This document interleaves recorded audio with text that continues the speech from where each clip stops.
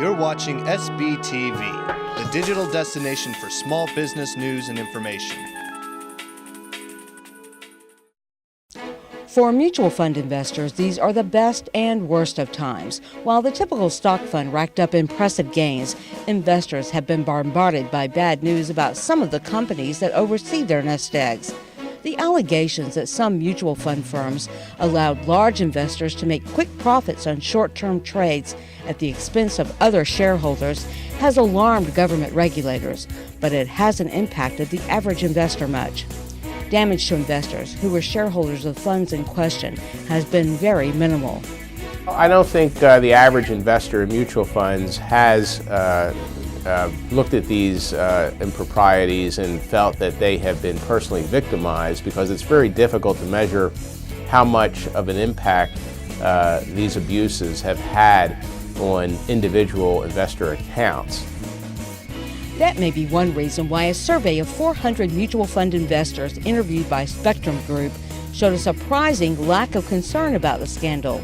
Only 9% of those surveyed were moving their investments because of the fund scandal, while the majority, 69%, were taking a wait-and-see approach.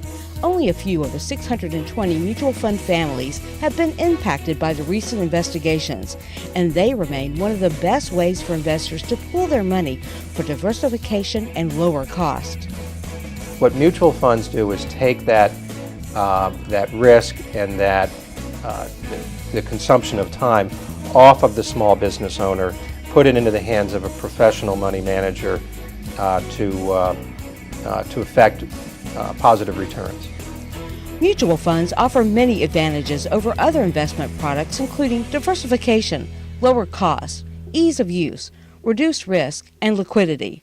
With almost 10,000 mutual funds to choose from, investors have to do their research.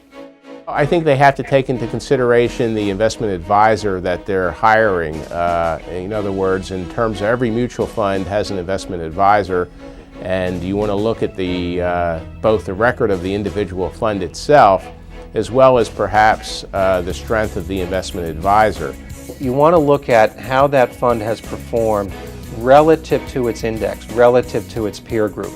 And you want to stay away from funds that perennially, consistently underperform that benchmark.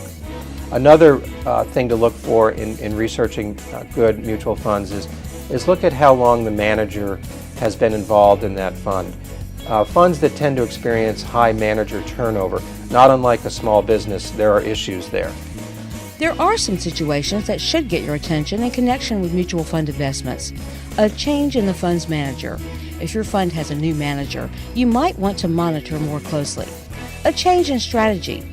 If you researched your fund before investing in it, you most likely invested in a fund that accurately reflects your financial goals and comfort zone. If your fund manager has started to invest in financial instruments that do not reflect the mutual fund's original goals, you might want to reevaluate the fund you're holding. Consistent underperformance. Compare your mutual fund's performance to a suitable benchmark or to similar funds over a period of time. Short-term fluctuations can impact any mutual fund. These tips should not be construed as financial advice. You're responsible for your own investment decisions. I'm Danita Blackwood reporting for SBTV, your premier source for news and information about small business.